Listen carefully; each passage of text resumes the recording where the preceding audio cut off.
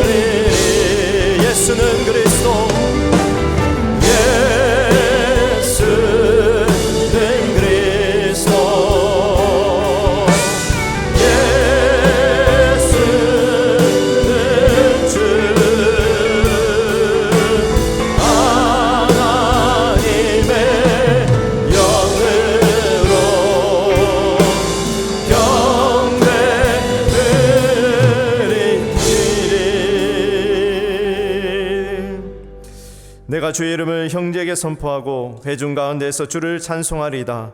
여호와를 두려워하는 너희여 그를 찬송할지어다. 야곱의 모든 자손이여 그에게 영광을 돌릴지어다. 너희 이스라엘 모든 자손이여 그를 경외할지어다. 전능하신 하나님 아버지, 우리의 마음을 다하여 정성을 다하여 주님을 찬양하며 주님을 높입니다. 이 시간 우리가 우리의 마음을 하나님께 올려드릴 때에 하나님 하늘문을 여시고 흠양하여 주시고 우리가 있는 이 한자리 한자리 각 처소가 주님이 임재가 가득한 곳, 주님의 예배의 자리가 되게 하여 주셔서 오늘도 하나님을 만나며 하나님께 모든 것을 올려드리는 귀한 예배 시간이 되도록 주님 축복하여 주시옵소서. 하나님만을 바랍니다. 하나님 얼굴을 구합니다. 하나님의 긍휼을 허락하여 주시고 하나님 홀로 영광받아 주시옵소서. 감사드리며 예수님 이름으로 기도드리옵나이다. 아멘.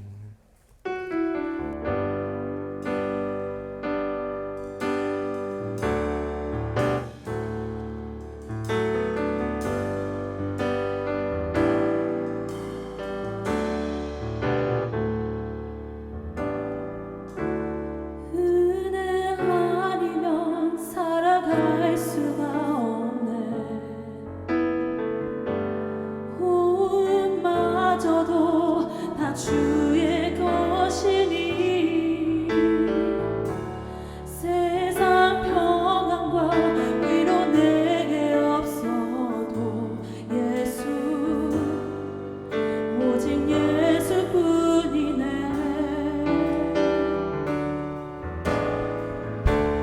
은혜 아니면 살아갈 수가 없네.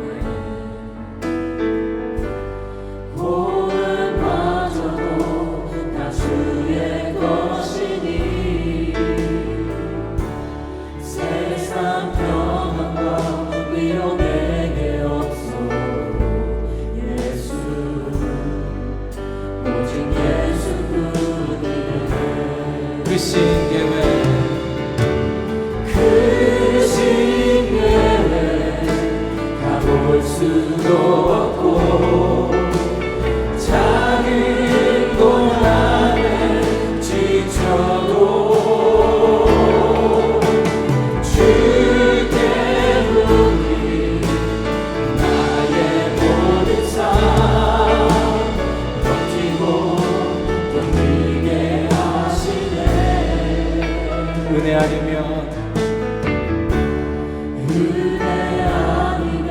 살아갈 수가 없네. 나의 모든 것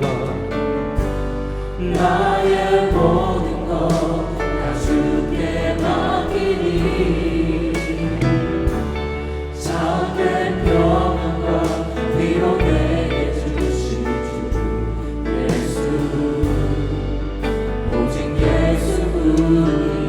우리 고백합시다. 은혜 아니면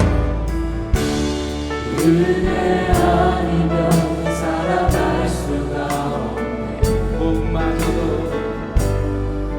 호흡마저도 다 주의 것이니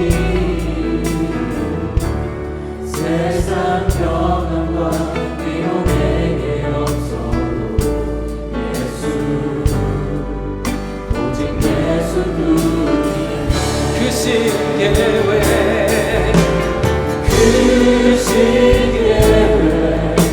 다 볼 수도 없고 작은 손 안에 지쳐도 주께 부르기 나의 모든 삶 덮이고 불리게 하시네 크신 계획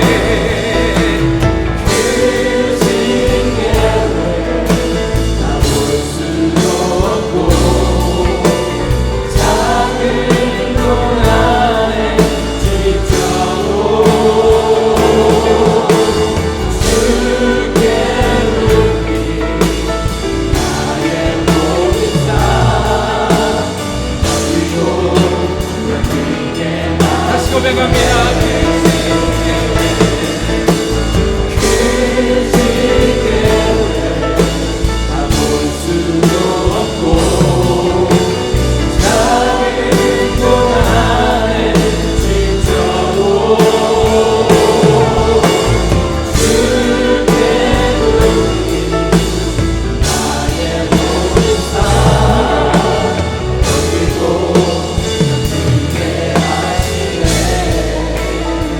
은혜 아니면 살아갈 수가 없네 나의 모든 것 다 주께 맡기니 참된 평안과 위로 내게 주신 주 예수 오직 예수뿐이네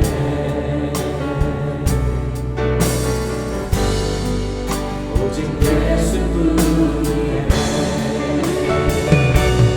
예수 오직 예수뿐이네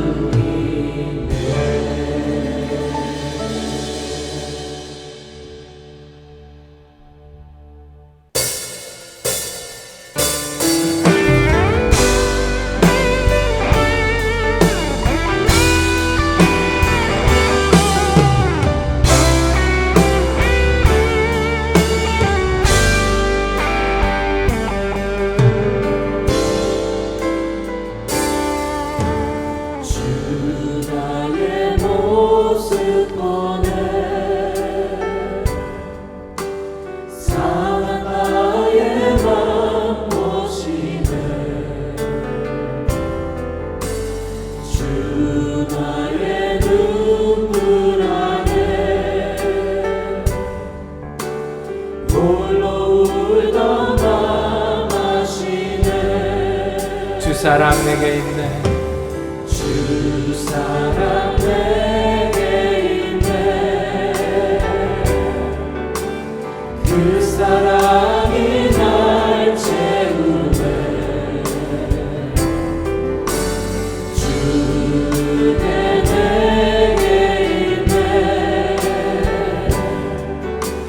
그 은혜로 날 세우네 세상 소망 세상 소망 다 사라져가고 주의 사랑이 끝이 없으니 살아가는 이 모든 순간이 주 은혜임을 나는 믿네 주 사랑 주 나의 주 나의 모습 보네 상한 나의 맘 상한 나의 맘 보시네 주 나의 주 나의 눈물 안에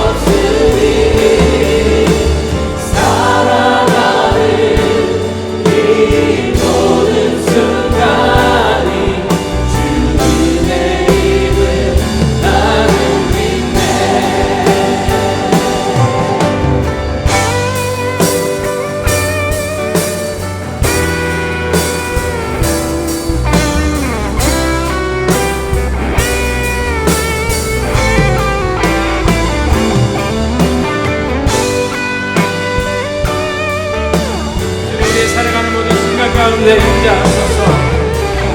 주님의 은혜의 힘을 알게 하시는 것 기쁨 찬양합니다. 세상 소망 다 사라져가도 주의 사랑은 끝이 없으니 살아가는 이 모든 순간이 주의 이름 나는 믿네. 보라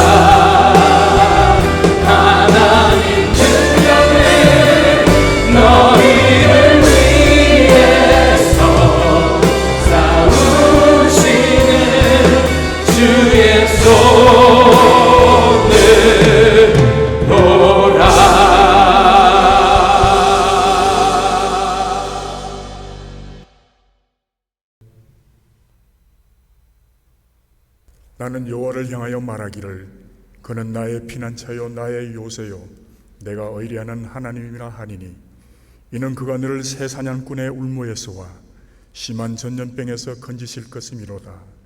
천명이 내 왼쪽에서 만명이 내 오른쪽에서 엎드러지나 이 재앙이 내게 가까이 하지 못하리로다.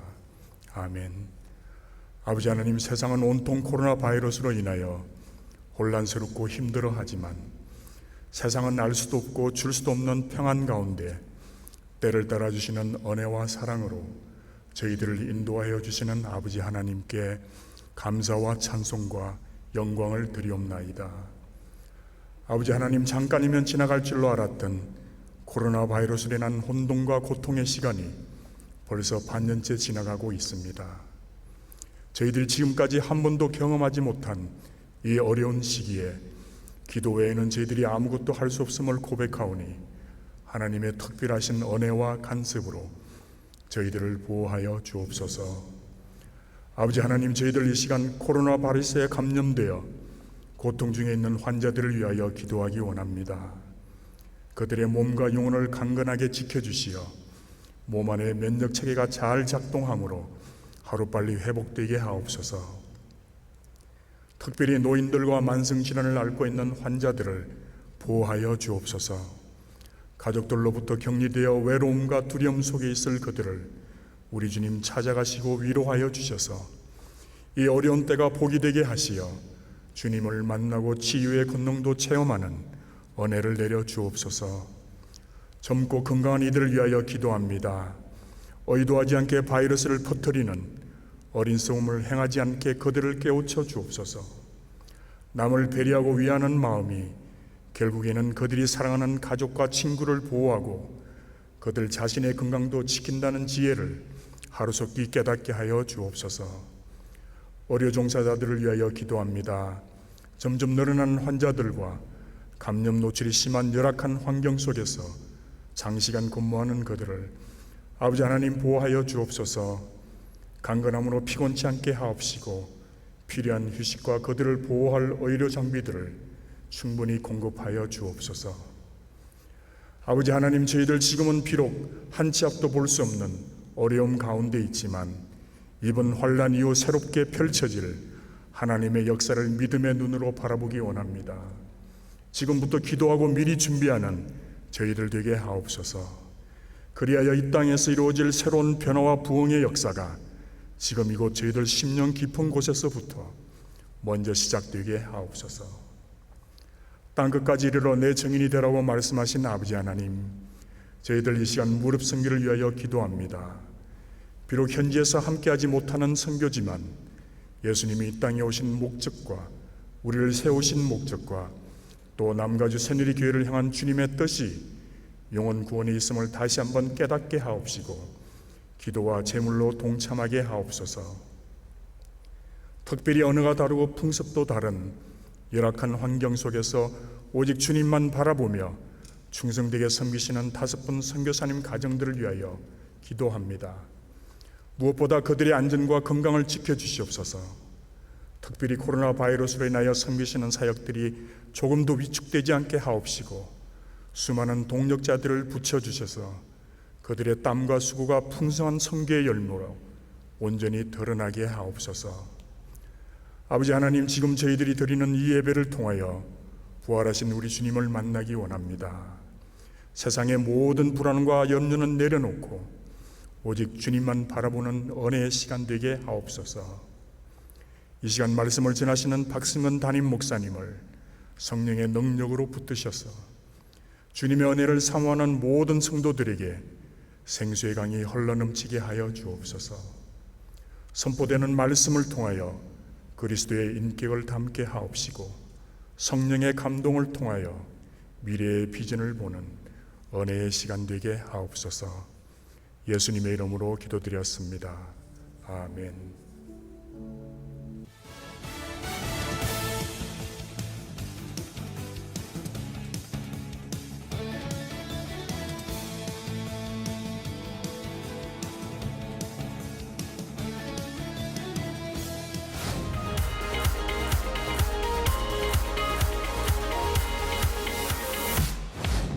무릎 선교의 달을 맞이하여 헌신해 주시는 모든 성도님들께 감사드립니다. 선교를 위한 기도를 계속해 주시고 선교를 위해 헌금하기를 원하시는 분들은 안내석에 마련된 무릎 선교 헌금 봉투를 이용해 주시기 바랍니다. 온라인에서는 무릎 선교 헌금 항목을 선택해 주시기 바랍니다. 귀한 물질을 통해서 열방을 향한 하나님의 나라가 중단 없이 확장될 것입니다.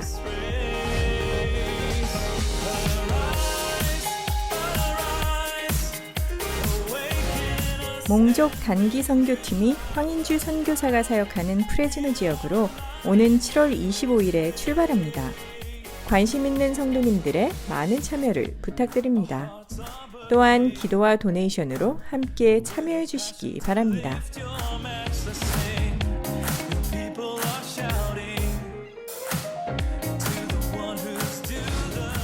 지난 한 주간 선교사들을 위해 함께 기도해 주신 성도님들께 감사드립니다. 이번 한 주간은 이동 수잔 선교사, 최바울 선교사, YCH 선교사, 차성진 선교사, 이원상 남미라 선교사를 위해 기도하겠습니다. 자세한 기도 제목은 주보를 참조해 주시기 바랍니다. 남가주 새누리교회 성도 여러분, 주님의 이름으로 문안 인사드립니다. 저희는 미얀마에서 가친족을 사역하고 있는 이동 이수잔 선교사입니다. 저희가 사역하는 미얀마 주종족은 버마족의 70% 이상 차지하는데 이들은 거의 100%에 가까운 불교도들입니다. 저희는 미얀마 가친족을 전도하고 제자 훈련, 선교 훈련을 시켜 미얀마에서 믿지 않는 여러 종족들에게 보내어서 전도하고 교회를 세우는 사역을 하고 있습니다. 그 중에 한 가친족 일꾼 사역자는 조그마한 대나무 움막 교회를 세웠습니다. 3년 전부터 교인들이 중들한테 전도하여 작년 성탄절까지 70여 명 중들이 예수님을 영접하고 침례를 받았습니다. 이 놀라운 사실은 전적으로 하나님의 은혜요, 성령님의 역사입니다. 주님 안에서 행복한 한 주 보내시길 바랍니다. 오늘 귀한 예배 함께 하신 여러분 모두를 다시 한번 주님의 이름으로 환영합니다. 7월 한 달은 무릎 선교의 달로 결정을 하고 우리 지난주부터 선교사님들을 위한 기도 또 헌금하고 있습니다. 이번 주간에도 5분의 선교사님 기도해 주시기를 바라고 7월 25일 특별히 프레즈노의 그 몽족 선교 1일 선교를 가게 됩니다. 여러분께서 참여도 해주시고 또 필요한 물품도 돈해 주시면 좋겠습니다. 예배를 위한 기도를 계속해 주시기를 바랍니다. 지난주일 우리 3부 예배를 처음 시작했는데 어떤 형제님 한 분이 감사한금을 드렸더라고요. 3부를 시작하게 돼서 너무 감사하다고. 제 개인적으로는 굉장히 위로가 되고 힘이 됐습니다. 또 무슨 예배냐 그렇게 말할 수도 있는데 예배 드린 것을 감사했다는 것 자체가 굉장한 위로가 됐습니다. 어렵지만 우리 예배는 계속해야 됩니다. 예배가 죽으면 우리 신앙이 다 죽기 때문에 그럴지라도 우리가 철저하게 또 방역을 해야 됩니다. 그래서 다시 강조하지만 마스크 꼭 착용해 주시고 예배 시간 찬송할 때도 마스크를 쓰시고 또 기도할 때도 마스크 꼭 해주시기를 바랍니다. 또한 2층에 발코니가 있기 때문에 혹시 오시는 분 중에 조금이라도 염려가 되시는 분들은 2층으로 가셔서 이렇게 편안하게 예배 드리시면 안전하게 예배 드릴 수가 있겠습니다. 계속해서 코로나 사태 위해서 기도해 주시고 또 함께 대면은 못하지만 성도들 격려하면서 또 한 주간 보내면 좋겠습니다. 이 시간 드릴 헌금을 위해서 함께 기도하겠습니다. 하나님 감사합니다. 어려운 와중에도 불구하고 우리를 지켜주시고 주님을 예배하는 귀한 우리의 모습이 있게 하신 것을 감사합니다. 이 시간 우리의 마음과 정성을 담아 소중한 예물을 드립니다. 우리 감사의 표현이고 우리 마음을 주께 드리는 시간이오니 전심을 다하여 드리게 하시고 바쳐진 예물이 주의 나라 영광 위에 바르게 쓰임받도록 은총을 베풀어 주시옵소서. 모든 성도들의 가정과 생업터전을 특별히 보호해 주시고 코로나 바이러스 때문에 힘들어하는 가정이 한 가정도 없도록 주님의 특별한 은총 가운데 거할 수 있도록 하나님 도와주시옵소서. 감사드리오며 예수님의 이름으로 기도하옵나이다. 아멘.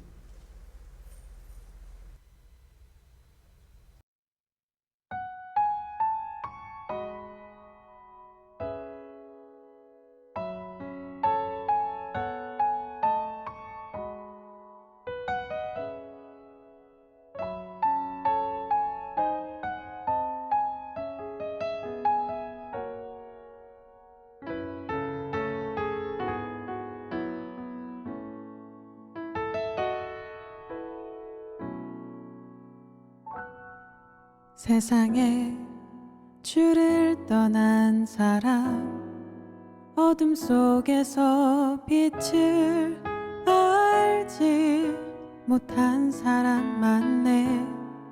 절망과 슬픔에 빠져서 울고 있는 자에게 긍휼 베풀어 주소서. 주의 얼굴 빛을 살피우는 저들의 삶 속에 비추어 주소서. 내 주여 비추어 주소서. 내 주여.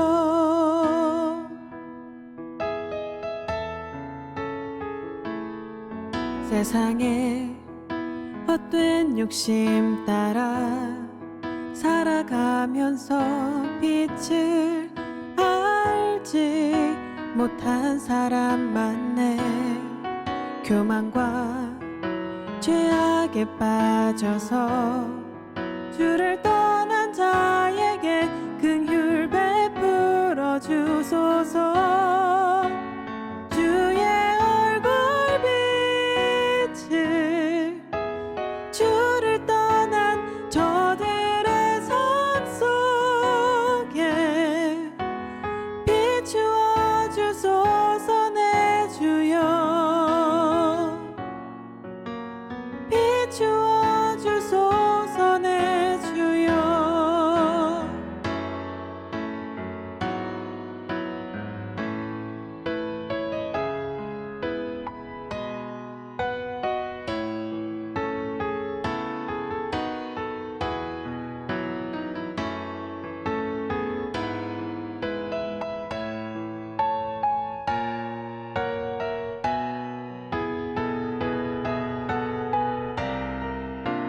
주의 얼굴 빛을 살피우는 저들의 삶 속에 비추어 주소서. 내 주여 비추어 주소서. 얼굴 빛을 주를 떠난 저들의 삶 속에 비추어 주소서. 내 주여 비추어 주소서.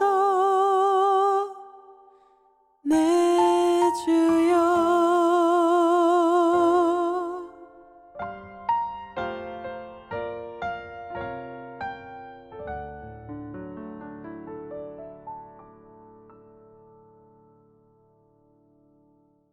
복음의 명성을 회복하자. 고린도후서 6장 3절로 10절까지 말씀입니다.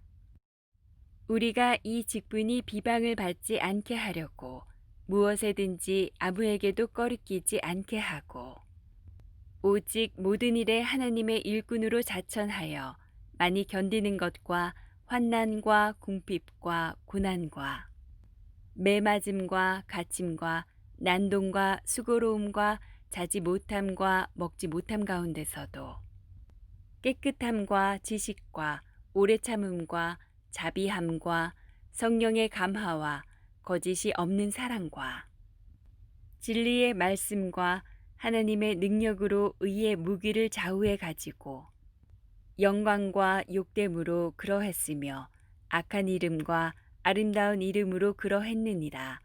우리는 속이는 자 같으나 참되고 무명한 자 같으나 유명한 자요 죽은 자 같으나 보라 우리가 살아있고 징계를 받는 자 같으나 죽임을 당하지 아니하고 근심하는 자 같으나 항상 기뻐하고 가난한 자 같으나 많은 사람을 부요하게 하고 아무것도 없는 자 같으나 모든 것을 가진 자로다. 아멘. 미국의 유명한 호텔 중에 메리엇 호텔이라고 하는 호텔이 있죠. 이 메리엇 인터내셔널은 전 세계에서 가장 큰 호텔 체인입니다만은 이 호텔에서는 매년 회사 발전에 가장 공헌을 많이 한 사람에게 주는 최고 공로상 제도가 있습니다. 오래전에 뉴욕 타임즈에 한 분에 대한 소개가 났습니다. 이분은 1994년도에 이 상을 수여한 분인데 필 아델만이라고 하는 남자분입니다. 이분은 그 회사 중견 간부도 아니고 치프 이그제큐티브도 아닙니다. 매사추세츠 캠브리지에 있는 메리엇 호텔에서 도어맨, 일종의 수입 비슷한 그런 일하는 사람이죠. 도어맨을 일하는 그런 분입니다. 이분은 매일 하는 일이 날마다 호텔 문 앞에 서서 손님이 들어오시게 되면 짐 옮겨드리게 되고 또 나가시게 되면 택시를 잡아서 문을 열어주는 이런 일을 하는 분입니다. 어떻게 이런 분에게 그 명예로운 최고의 상이 주어졌을까요?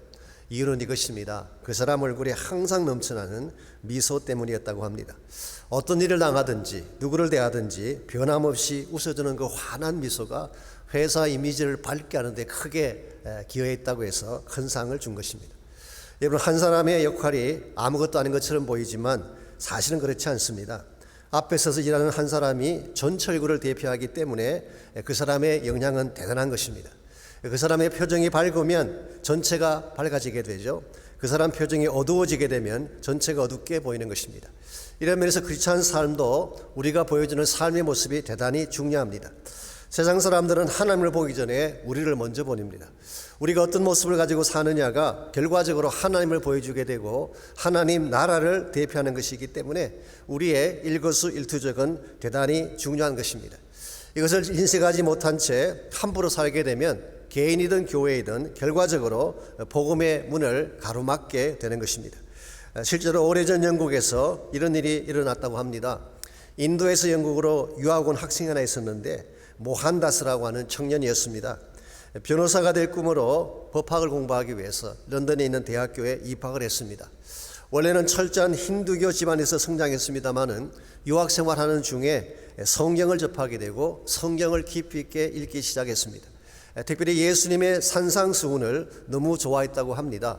그래서 이 사람은 기독교인이 될 마음을 먹고 런던에 있는 한 교회를 찾아갔습니다. 그랬는데 문전에서 쫓겨나고 만 것입니다.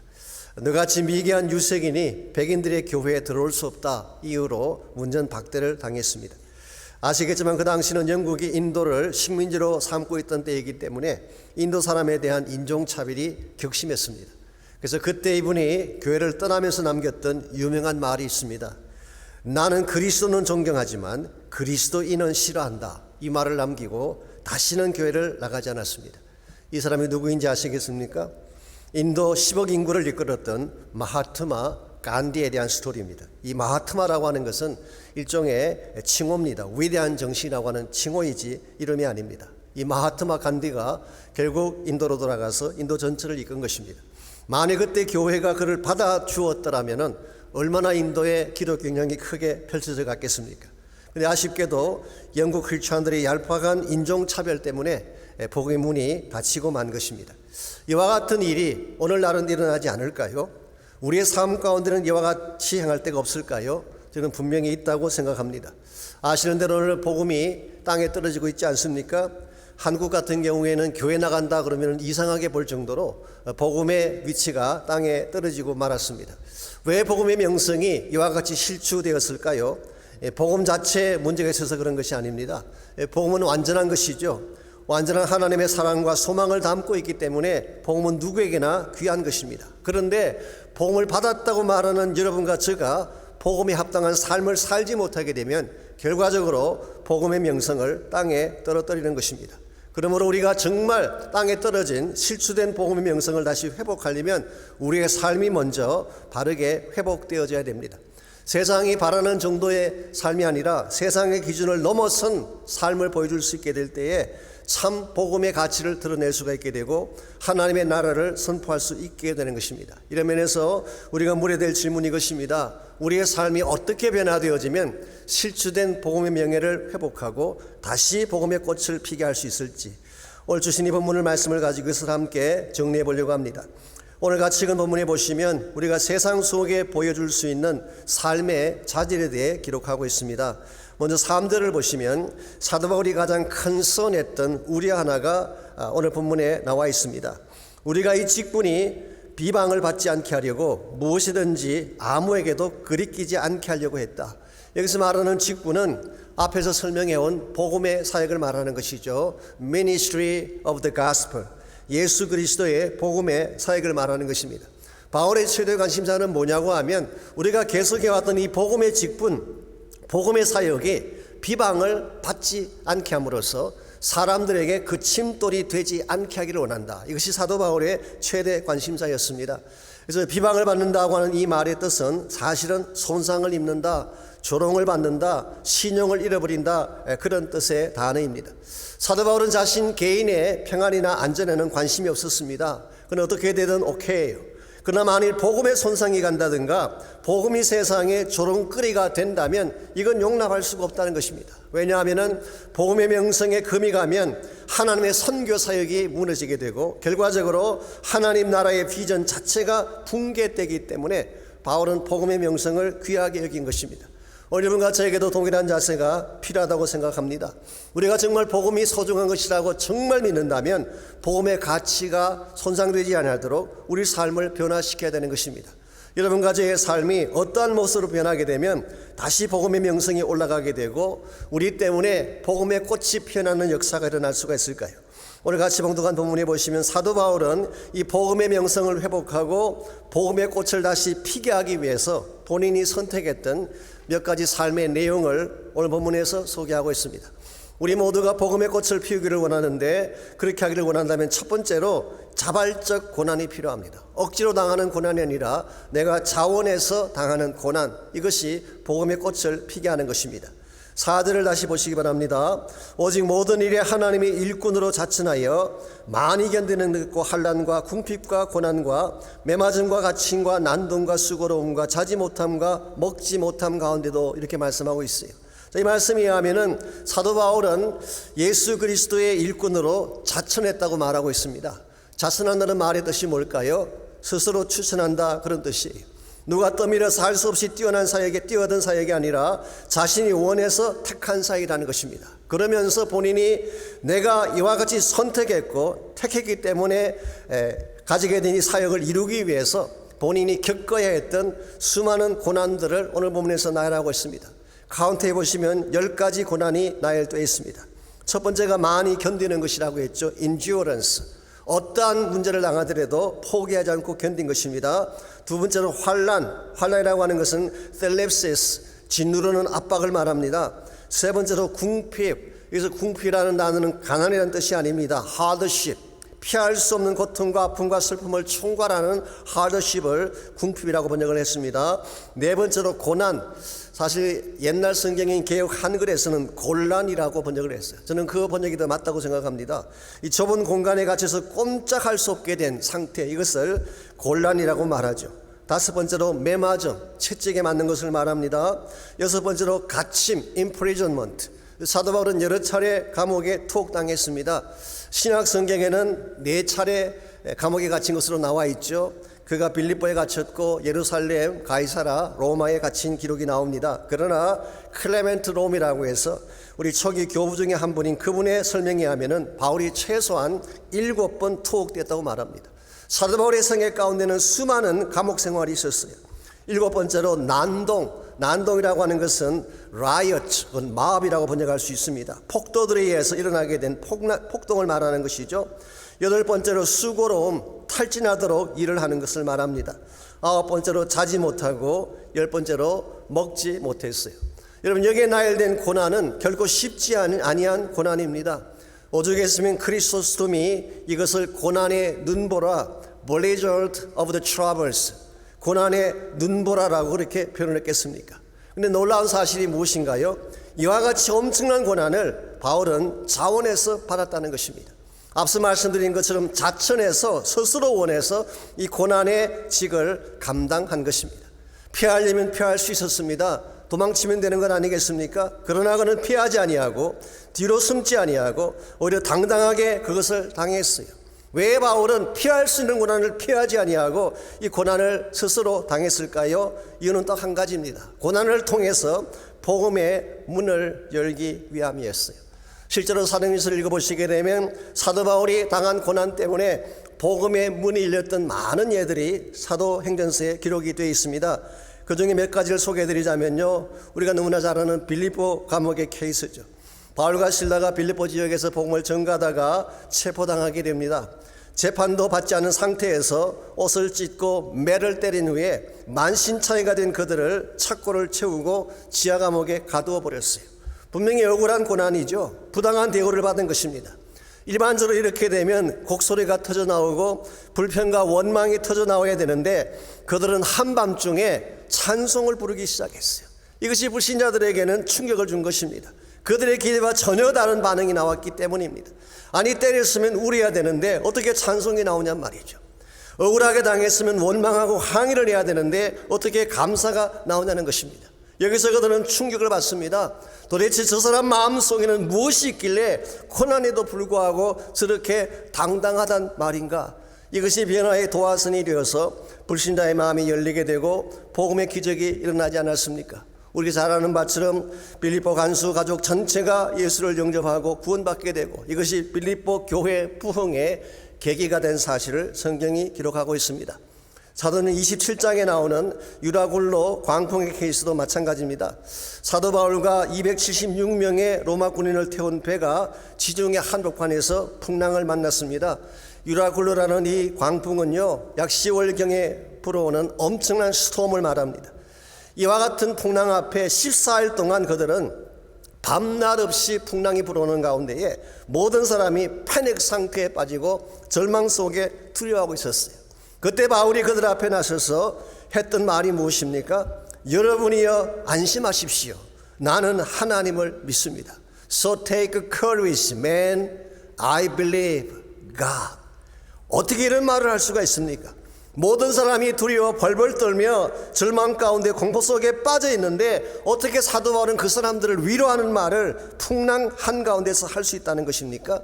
바울의 심령 가운데 그들이 가지지 못한 예수님이 계셨기 때문에 그런 일이 벌어진 것입니다. 그 결과 죄수로 끌려가던 바울이 아이러니하게도 그들을 이끄는 리더가 되고 지금까지 그들을 관리했던 로마 군인들이 그의 수하에 들어온 사람처럼 순종하는 것을 성경이 기록해 주고 있습니다. 사랑하는 성도 여러분, 복음의 능력이라고 하는 것은 고난 속에서 그 빛이 드러나는 것입니다.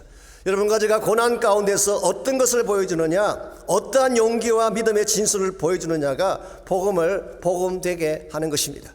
지금 우리 모두가 코로나라고 하는 정말 전대미문의 큰 고난의 과정을 통과하고 있죠.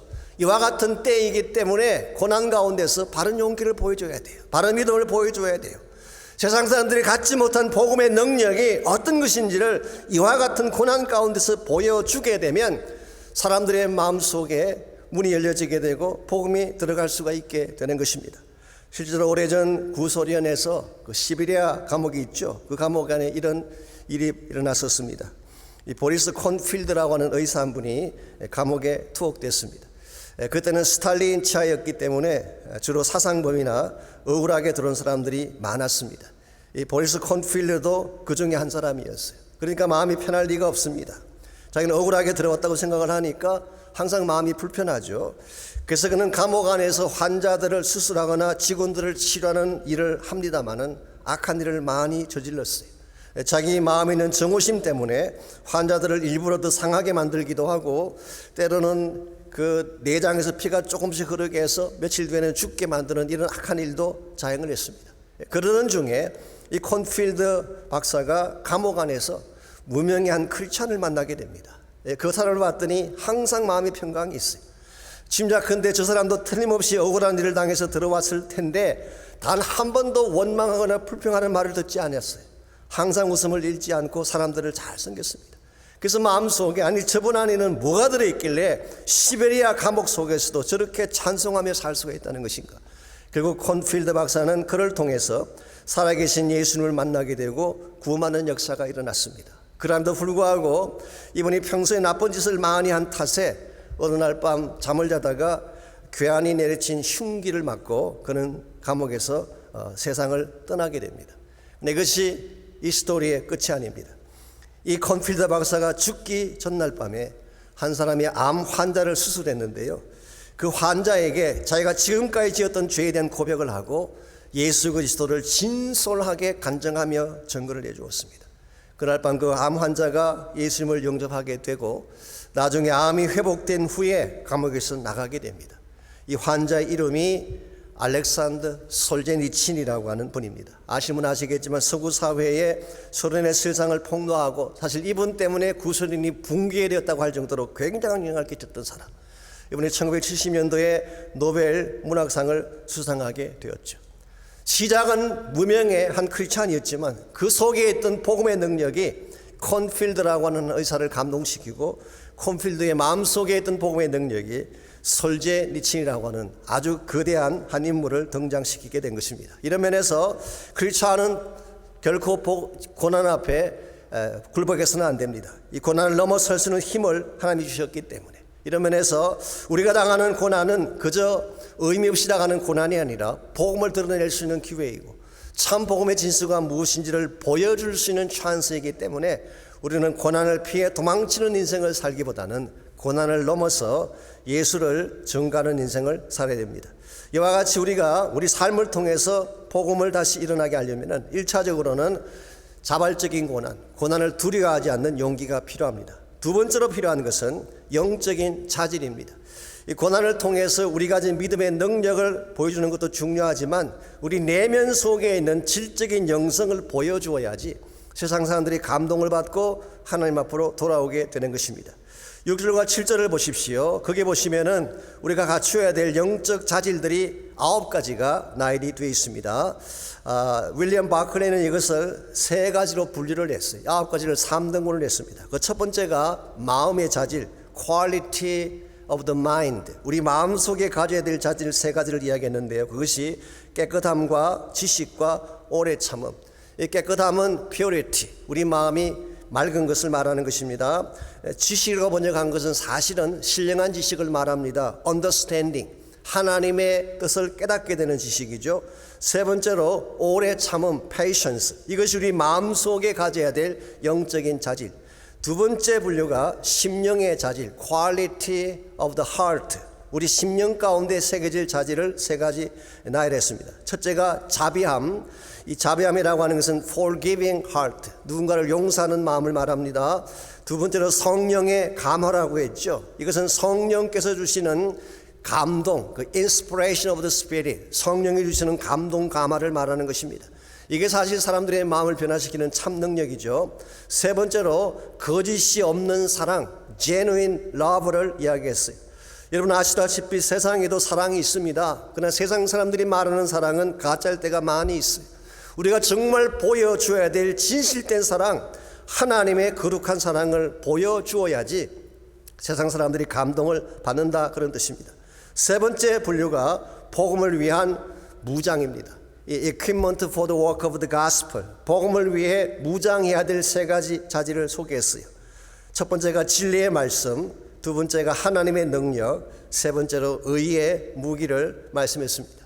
이것은 복음을 방해하는 악한 자를 깨뜨리고 악한 영의 역사를 깨뜨릴 수 있는 파워를 말하는 것입니다.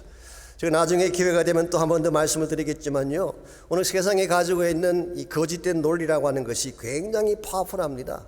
여러분 생각보다 훨씬 더 교모하고 그럴듯해요. subtle and plausible, 굉장히 설득력이 있습니다. 그래서 소위 젊은 사람들이나 지성인들이 속아 넘어가는 이유가 여기 있습니다. 제가 지난 주간 새벽 기도회 때 잠깐 소개해드렸습니다마는 그 존 비비어가 쓴 무엇이 선인가라고 하는 책이 있습니다. 원래 영어 제목이 Good or God이라고 하는 그런 제목이에요. 이 Good은 G-O-O-D이고 God은 G-O-D죠. 이 오장의 차이지만 엄청난 차이입니다. Good or God, 선인가 하나님인가. 그 책에 보게 되면 이 선악과에 대한 이야기를 제일 먼저 소개하고 있습니다. 인간이 그 선악과를 보았을 때 사실은 그 나무의 선한 면을 보았다는 것입니다. 먹음직하고 보암직하고 지혜롭게 할 만큼 탐스럽다 그랬죠. It tastes good, it looks good, it makes us wise. 분명히 보기에 좋아 보이고 먹음직스럽고 우리를 축복되게 만들 것처럼 보이는 선한 쪽을 선택했는데 왜 하나님이 그들을 징벌하시냐는 것입니다.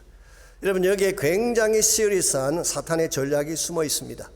우리 눈에 보이는 goodness, 우리 인간이 선하다고 여기는 이것을 택하게 함으로써 하나님을 대신하게 하는 전략이에요. 이거 굉장히 위험한 것입니다.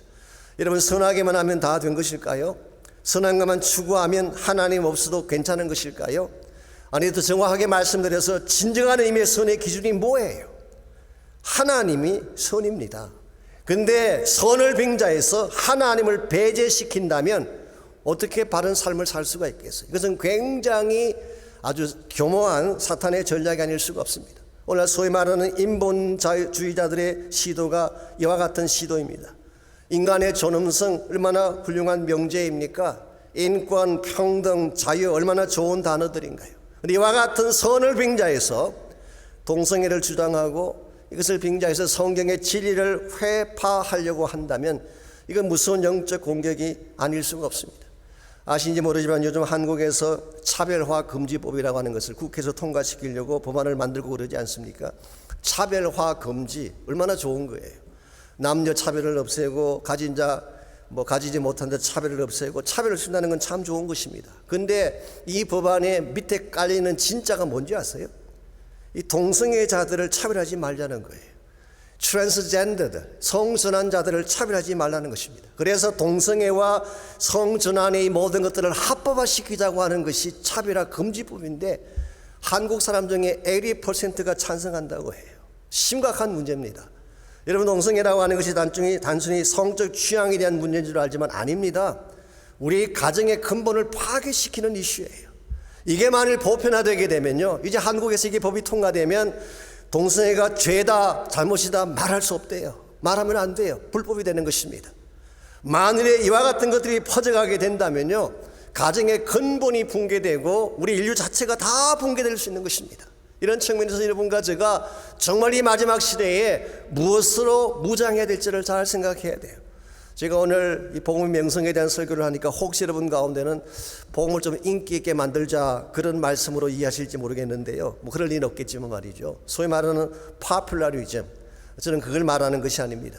어떤 분들은 복음을 좀 세상 사람들의 인기에 부합되도록 상품처럼 잘 만들어서 그들의 구매에 맞도록 전하자 그렇게 주장하는 분도 계시지만 저는 그게 절대 반대입니다. 그것은 망하는 길이에요. 오히려 저는 반대로 복음의 진수를 보여주므로 세상의 기준과 가치를 넘어서자는 것입니다. 그게 진짜예요. 복음을 포기하는 게 아니라, 복음의 아름다움을 포기하는 게 아니라 세상 사람들이 기대하는 것보다 더 높은 차원의 영적 자질을 보여줌으로써 그들의 심령 가운데 도전을 주고 참된 가치로 나오게 만드는 것, 이게 우리 모두가 추구해야 될 삶의 내용입니다. 솔직히 오늘날 복음이 사고를 취급받는 이유가 무엇인가요? 물질이 부족하고 가진 것이 없어서 그럴까요? 절대 그렇지 않습니다. 역사상 어느 때보다 한국교회가 가진 것이 많은 시대를 보내고 있어요. 교회 안에 엘리트들이 많습니다. 재벌가들, 정치가들, 지성인들, 교수들, 전문인들 많이 있어요. 그런데 왜 교회의 신뢰도가 땅에 떨어지는 것일까요? 정말 있어야 될 것은 없고 없어도 될 것을 자랑하기 때문에 그런 것입니다. 오늘 교회 안에 세상 지식은 있는데 신령한 지혜는 없습니다. 세상적인 파워는 많은데 성령이 주는 감화력이 없어요. 사랑에 대한 말은 많은데 지실된 사랑의 실체는 없습니다. 서로 잘난 척하며 외치는 소리는 많은데 참고 용납하고 세워주는 정신이 부족하기 때문에 복음이 가치를 잃어가는 것입니다. 그러므로 여러분과 제가 정말 복음의 영성을 회복하기를 정말 원한다면 우리 자신이 먼저 변해야 돼요. 내 영성이 새로워져야 되는 것입니다. 내 안에 정말 세상이 가지지 못한 영적인 자질이 있어야 돼요. 참된 사랑이 필요합니다. 진리가 필요합니다. 성령의 감화력이 필요합니다. 이와 같은 것들이 우리 마음속에 가득 찰 때 세상 사람들을 설득할 수 있게 되고 참된 진리 앞으로 안낼 수가 있게 되는 것입니다. 이런 면에서 우리의 최대 과제인 복음의 명성을 회복하고 복음의 꽃을 피우는 데는 1차적으로는 고난을 맞서는 용기, 믿음이 필요합니다. 두 번째는 우리 내면 속에서 나오는 영적인 퀄리티, 영적인 자질을 갖추어야 돼요.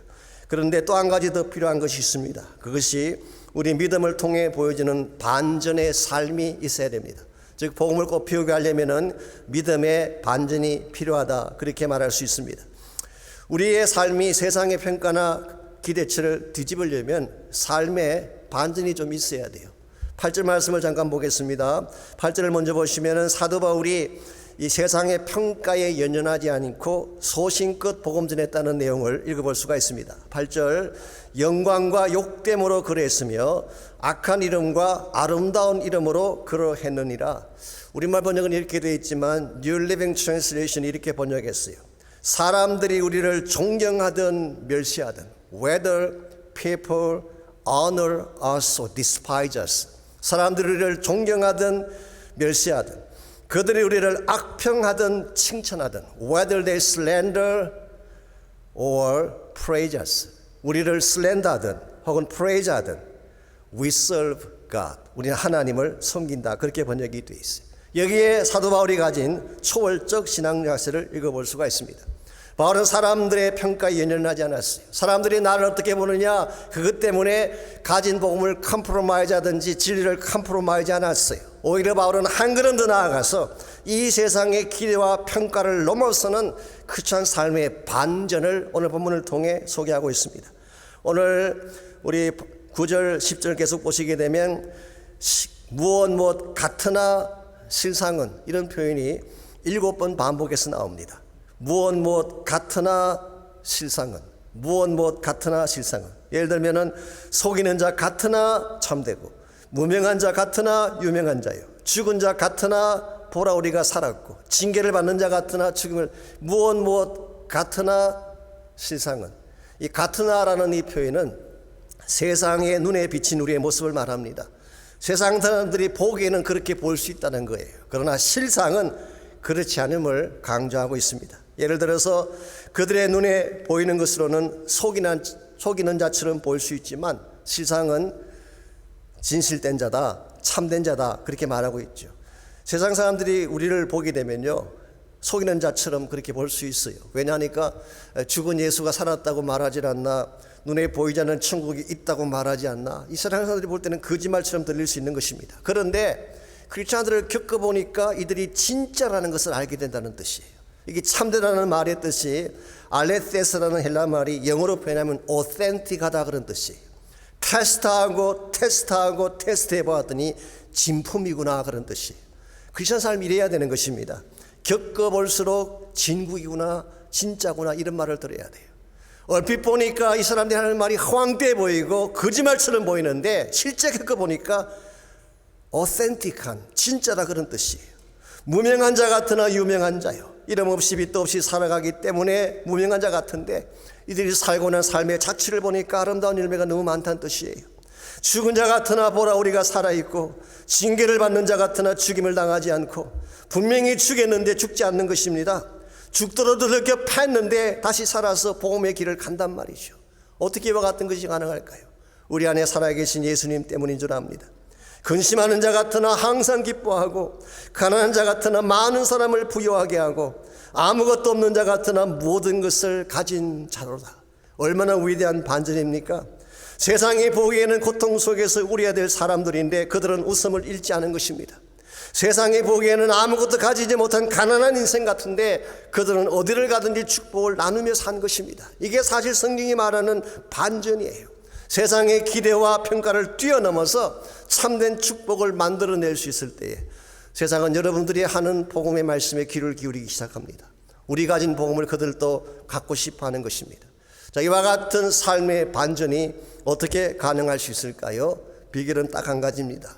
나를 죽이고 내 안에 살아계신 예수 그리스도를 나타낼 때, 그때 비로소 인생의 반전이 가능한 것입니다. 우리가 너무나 잘 아는 갈라디아서 2장 20절, 내가 그리스도와 함께 십자가에 못 박혔나니 그런즉 이제 내가 산 것이 아니라 이제는 예수 그리스도께서 사신 것이라.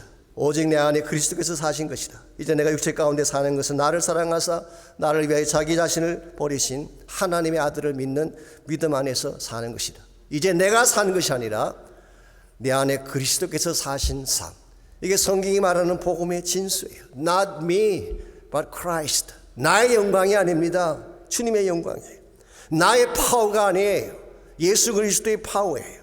나의 꿈이 문제가 아니라 그분의 비전이 문제인 것입니다.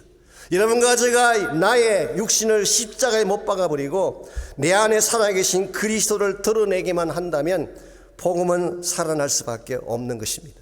내가 죽지 않았기 때문에, 나의 욕망이 아직도 살아있기 때문에 복음의 문이 가려지게 되고 복음의 흐름이 닫혀지게 되는지도 모르겠습니다. 이런 면에서 우리는 다시 한번 내 자신을 돌아보며 내가 그동안 자랑했던 모든 것들을 다 내려놓고 세상 흉내내며 어설프게 살았던 우리의 삶을 다 청산하고 참 십자가를 따르는 사람으로 변화되어져야지 우리를 통해 복음이 전파될 수가 있고 하나님의 영광이 다시 회복되어지게 되는 것입니다.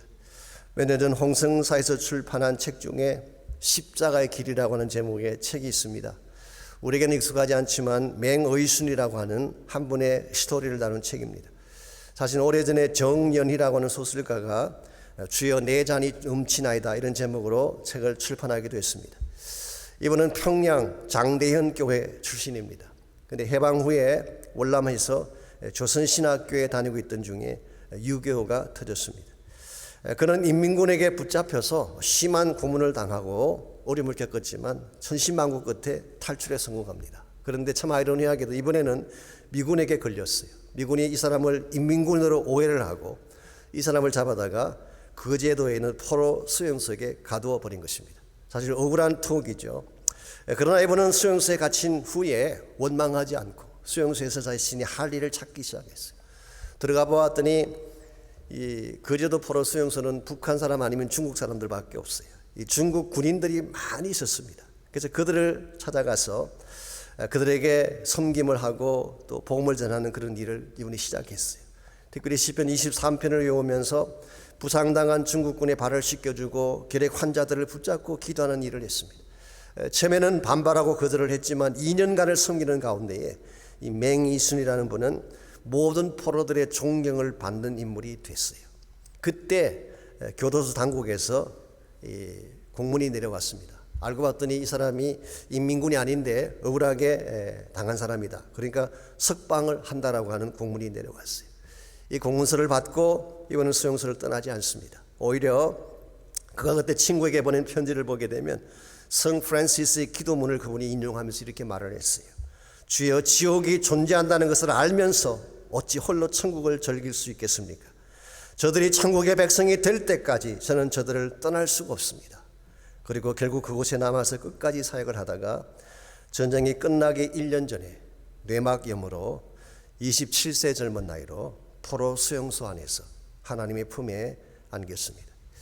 이분이 세상을 떠났을 때 중국 포로군들이 모두가 모여 통곡하며 읽었던 추모의 글이 남아 있습니다. 우리는 서로 말이 통하지 않던 이방인이었습니다. 그러나 그의 얼굴에서 우리는 하나님의 사랑을 읽을 수가 있었습니다. 1952년 8월 11일 새벽 3시 그날 또 맹 선생님께서는 환자들을 다 씻어주신 다음 언제나처럼 시편 23편을 읽어주셨습니다. 그리고 하늘을 바라보며 주여 내 잔이 넘치나이다 이 한마디를 선포하고 우리 곁을 떠나갔습니다. 우리는 심히 통곡합니다. 그러나 이제 우리는 맹 선생을 만나기 위해서라도 예수 안에서 살겠습니다. 우리는 이제 버려진 자들이 아니라 맹 선생님과 함께 주님 안에 있음을 감사합니다. 이것이 십자가의 파워예요. 세상의 그 무엇으로도 흉내낼 수 없는 파워가 이 십자가의 삶에 있는 것입니다. 어려운 가져가 다른 것은 가지지 못했을지라도 예수님께서 보여주신 이 십자가의 길을 바로 깨닫고 이 길을 걸어갈 수만 있다면 결코 세상은 우리를 비웃을 수가 없습니다. 매일 우리를 비판하고 비웃을지 모르지만 비웃으면서도 속으로 두려워합니다. 그리고 우리 가진 예수의 십자가를 그들도 원하고 있어요. 우리 마음속에 우리 삶 가운데에 십자가가 없는 것이 문제이지 십자가의 삶이 분명하기만 하다면 지금도 복음은 증거될 수가 있고 복음의 길은 막히지 않을 수가 있습니다. 이런 면에서 이 밤에 우리 모두가 정말 다시 한번 주의 십자가 앞에 자신을 헌신하고 예수의 십자가의 길을 걷겠다고 하는 결단을 하는 시간이 있기를 바랍니다. 우리 마음속에 언제부터인가 하나님에 대한 사랑이 다 식어버렸는데 주님 내 마음속에 식었던 사랑을 다시 회복시켜 주십시오. 언제부턴가 나의 눈에 눈물이 다 말라버렸는데 주님 내 심령 가운데 십자가로 말미암아 우는 눈물이 다시 생기게 하십시오. 나의 입술이 더럽혀지고 세상화되어지고 말았는데 나의 입술에 주님의 진리의 말씀을 담아 주십시오. 나의 두 손을 가지고 참 예수를 닮은 섬김을 감당하게 하소서. 내 삶 가운데에 예수의 흔적이 있는 삶을 살 수 있도록 나를 도와달라고 우리 남은 생에 십자가의 길을 걸으며 십자가를 자랑하며 십자가의 복음을 전가하며 이와 같은 십자가의 아름다운 사역을 통해 하나님의 나라가, 하나님의 비전이 이 땅에 이루어짐을 보며 살 수 있도록 이 시간 다 함께 한 목소리로 헌신하며 기도하면 좋겠습니다. 우리 함께 기도할 때에 우리 심령 가운데 다시 한번 십자가의 복음을 회복시켜 주시고 주님의 뜨거운 사랑을 회복시켜 주시고 내 심령 가운데 세상적인 퀄리티가 아니라 진리의 말씀과 성령의 감화와 의의 무기를 나의 심령 속에 심어주셔서 악한 세대를 이기게 하시고 사악한 사람들의 심령 가운데 예수의 복음을 전가하며 살아갈 수 있도록 힘을 달라고 이 시간 나같이 한 목소리로 함께 기도하겠습니다. 살아계신 하나님 감사합니다. 우리에게 십자가 복음을 알게 하시고 예수의 십자가 은혜 앞에 우리의 마음을 드리게 하신 것을 감사합니다. 이 밤에 우리의 심령을 엽니다. 우리의 마음을 엽니다. 말랐던 우리의 심령 한가운데에 예수님의 십자가의 보혈이 다시 흐르게 도와주시고 말랐던 나의 심령 가운데에 주님을 향한 눈물이 다시 회복되게 하여 주셔서 정말 예수를 위해 달려가는 삶, 십자가의 길을 향하여 달려가는 삶, 그래서 다시 한번 복음이 회복되어지고 복음의 영광이 올라가는 귀한 삶을 추구할 수 있도록 하나님 저희들을 붙잡아 주시기를 원합니다. 이 시간 우리의 마음 가운데 성령님 임재해 주시고 우리의 심령을 다스려 주시기를 원합니다. 사랑하는 주의 백성들이 주의 음성을 듣게 하십시오. 복음 앞에 다시 자신의 마음을 드리게 하십시오. 꺼져가는 복음의 불꽃이 다시 일어나게 하시고 세계 곳곳에 예수의 이름이 아름답게 펼쳐가는 역사가 다시 일어날 수 있도록 하나님 저희들을 사용해 주시기를 원합니다. 우리의 마음을 주님께 드립니다. 우리 심령을 주님께 드립니다.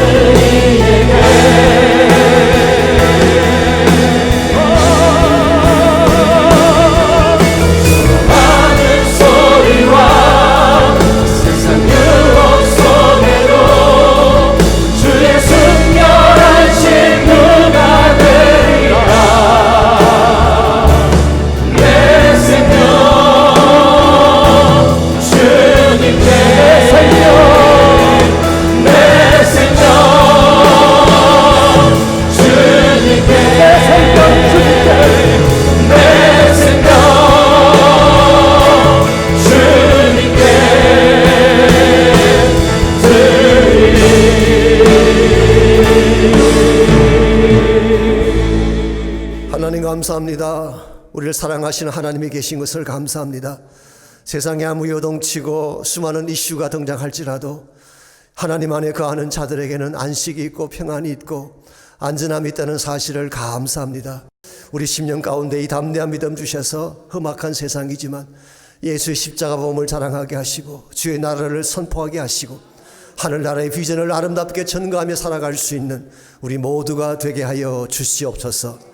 이제는 우리 구주 예수 그리스도의 은혜와 하나님 아버지의 무한하신 사랑과 성령님의 충만한 임재하심이 이 시간 주 앞에 예배드리고 돌아가는 모든 사랑하는 주의 백성 한 분 한 분에게 그들의 가정과 삶의 터전과 자녀들과 자손들 위해 이제로부터 항상 함께하여 주시기를 우리 주님 예수님의 이름으로 간절히 축원하옵나이다.